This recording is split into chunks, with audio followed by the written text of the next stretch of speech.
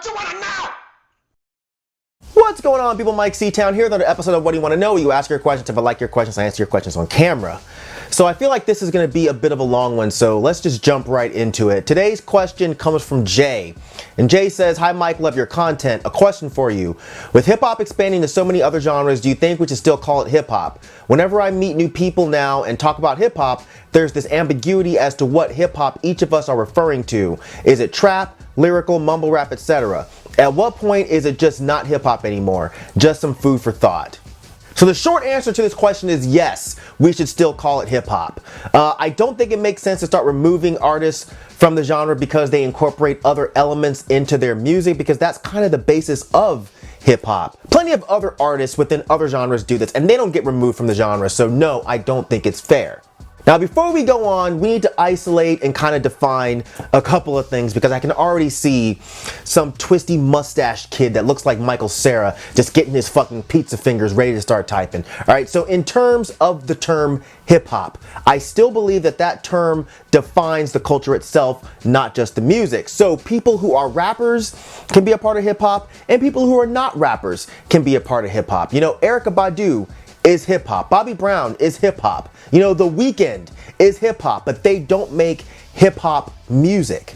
To me, hip hop music involves rapping, which is rap music. Rap music involves rapping, all right? And that doesn't mean lyrical rapping, that doesn't mean topical rapping, that doesn't mean conscious rapping. And what I mean by that is it's just rapping. You can't say something isn't rap music because the person isn't rapping well or how you think it should be. You know, so just because someone isn't rapping like Biggie or Big L, that doesn't mean that their music just gets excluded from rap music.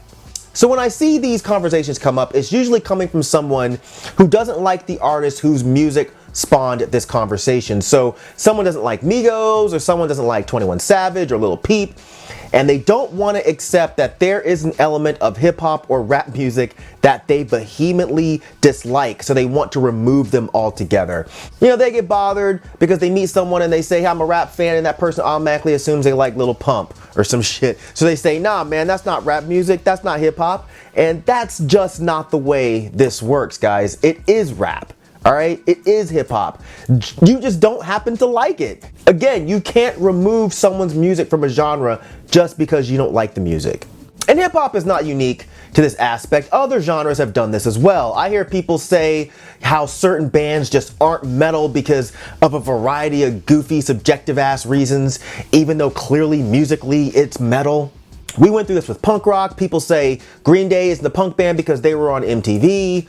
Now, while you can substantiate that statement by saying that punk involved more than music and actually encompassed things like social and political ideals, you know, punk, like hip hop, was more of a culture that included punk rock music. So even if you wanted to argue that Green Day wasn't a punk band ideologically, you really couldn't deny that they were playing punk rock music.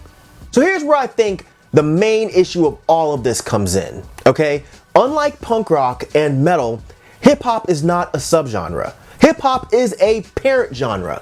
So it's perfectly natural for subgenres to branch off of it. This is not something isolated to hip hop. This isn't a slight towards hip hop. Every parent genre works this way. We were talking about punk earlier. Punk is a subgenre of rock. Then punk, being a subgenre, has even more subgenres that branch off of it that further dig into how the sound is categorized. So you have pop punk, crust punk, street punk, hardcore punk, etc.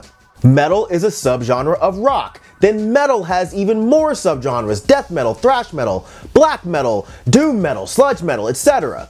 So when it comes to people debating over who belongs in what subgenre, then that's a debate that I feel like actually makes sense. Someone says Black Sabbath is a death metal band, or that My Chemical Romance is a crust punk band. Okay, those things need to be debated.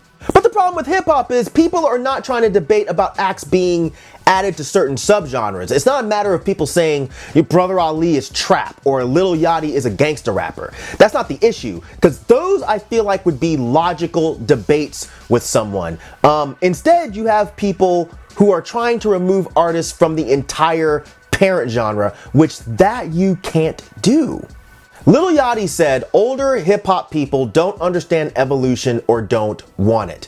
And I feel like he is 100% correct. I don't think it's just older people though. I think it's also the younger people who are following the blueprint of the older people. And these guys think that hip hop is simply beats and rhymes, and that's it. Anything else added to it, and then it's something else, which is such a weird way to view a parent genre as opposed to a drilled down subgenre.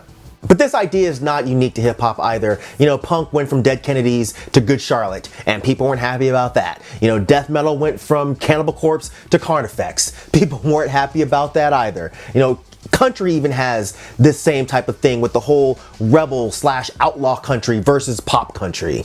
I read an article a while ago that was saying that Lil Yachty is a punk movement within hip hop, and I'm pretty sure that Anthony Fantano said the exact same thing, and I think it's an amazing point. The whole idea of taking elements of the base musical genre and changing up certain things in order to appeal more to your liking, I think that that's dope. It's basically saying, fuck these rules, we respect what y'all did, but we want to do something a little bit different, you know? And rules within art, that's a whole nother video, but come on.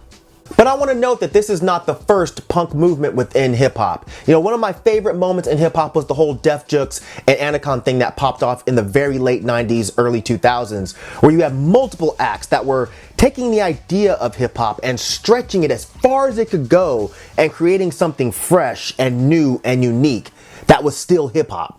And it reminds me of this interview that I saw many years ago with LP. It's a German interview where the interviewer asked him, "What's your genre of music?" And LP responds something like, "What the fuck you think?" And it was just funny to me because I get what the interviewer was asking, but it was a fairly ignorant question, and it seemed like LP felt that way as well. The interviewer mentioned how LP was sampling rock records on I'll Sleep When You're Dead, and LP responded, "Everything I do is hip hop, period."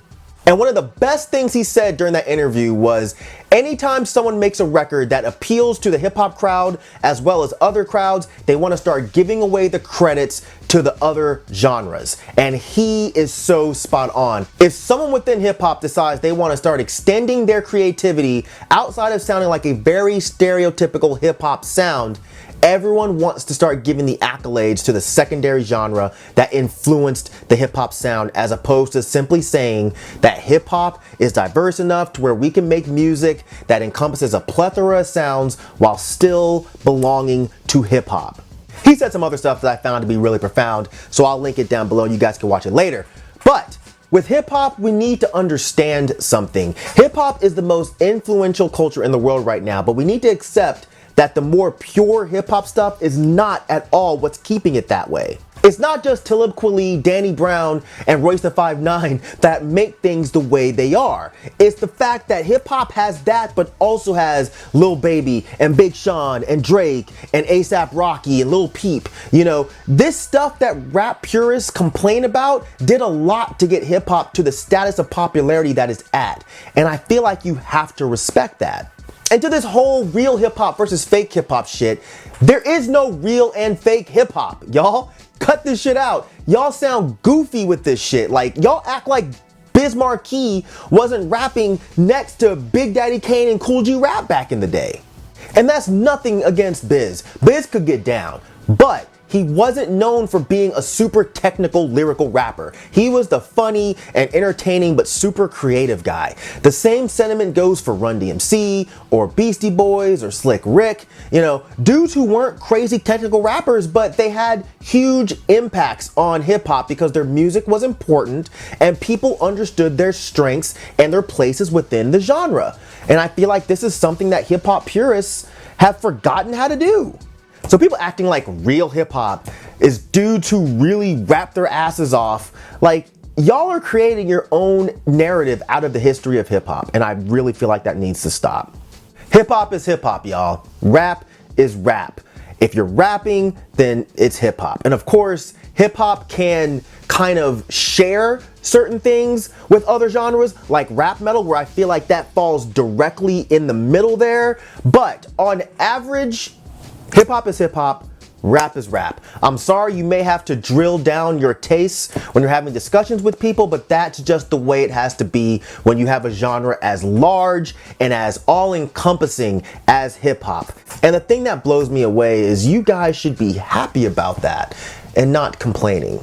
So Jay, that's going to do it for this question. Thank you for sending it. I know a lot of the stuff that I discussed here did not directly relate to you because I don't know how you feel about these certain topics, but yours was kind of like a gateway drug for me to just run my mouth about some shit. So hopefully I answered your question. But if you want to send a question, make sure you email ctownwdywk@gmail.com. But that's it for this video. Hopefully you guys enjoyed it as usual. Thank you for living, thank you for loving, thank you for being you, and I'll see you guys next time. All right? Peace out, boy.